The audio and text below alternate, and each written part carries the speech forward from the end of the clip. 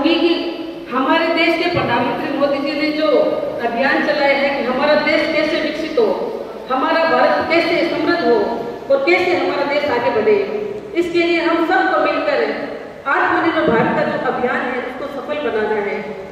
बड़ी खुशी होती है एक अंतिम छोर में बैठा हुआ व्यक्ति जो संघर्ष करता है वो इस देश का प्रधानमंत्री बनता है। तो निश्चित तौर से इस मंच के सामने बैठे हुए और मंच पर बैठने वाले सभी कार्यकर्ताओं में से कोई भी प्रधानमंत्री बन सकता है, कोई भी देश का नेतृत्व कर सकता है। वो हिम्मत आप में होनी चाहिए, क्योंकि आपका जोश और होश बढ़ेगा, आपकी हिम्मत बढ़ेगी, तभी आप आगे बढ़ सकते हो। संघर्ष करने वाले की हार नहीं होती। अभी मंच के माध्यम से जो बातें आई कि कुछ बातें हो जाती है कार्यकर्ताओं के अंदर कोई बात नहीं होती। कार्यकर्ता सरल होता है, सिंपल होता है, वो मेहनत करता है एक एक वोट के लिए और प्रयास करता है कि हमारा जनप्रतिनिधि बने। लेकिन जनप्रतिनिधि बनने के बाद उसको क्या मिलता है, इस पर भी इस मत को विचार करने की जरूरत है। कार्यकर्ता कहाँ जाएगा, किसके पास जाएगा, कार्यकर्ता की कौन सुनेगा। लेकिन इस बात पर अगर आज हमने गौर नहीं किया तो जो मंच पर बैठे हैं, अपने प्रधान बैठे हैं सुजानगढ़ विकास के 70 साल में पहली बार सुजानगढ़ और विकास में प्रधान बने, माननीय मंत्री जी मैं आपको बहुत करना चाहूंगी। लेकिन उसके लिए कार्यकर्ताओं ने मेहनत की है और हमारा सभापति बने उसके लिए हम सबको मेहनत करने की जरूरत है।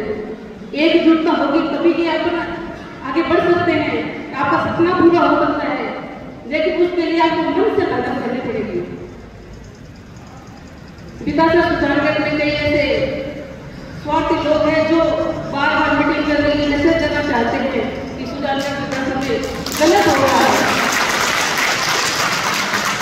मैं तो एक ही सवाल पूछना चाहूंगी कि कौन सी बात गलत हो रही है, कौन कर रहा है, इसका जिम्मेदार कौन है।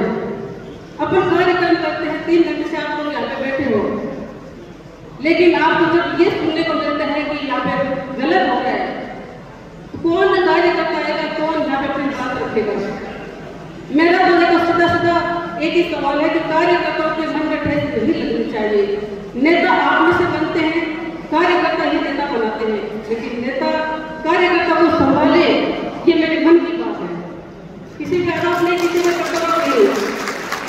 अगर आपको लगता है, माननीय अध्यक्ष जी मैं आपसे भी कहना चाहूंगी, माननीय सचिव जी आपसे भी मैं कहना चाहूंगी कि अगर संतोष मेरा गलत है, अगर किसी भी प्रकार से गलत है, अगर कुछ गलत किया है तो आप मेरा साथ मत देना। मैं कार्यकर्ता से कहना चाहती हूँ अगर मैं सही हूँ और अगर मैं सही काम कर रही हूँ, आपके लिए प्रयास कर रही हूँ, तो आप मेरा सपोर्ट करें,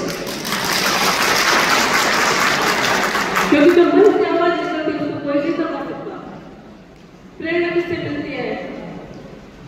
प्रेरणा हमारे देश के प्रधानमंत्री से हम सब लेते हैं, हमारे राजस्थान के मुख्यमंत्री उनसे लेते हैं।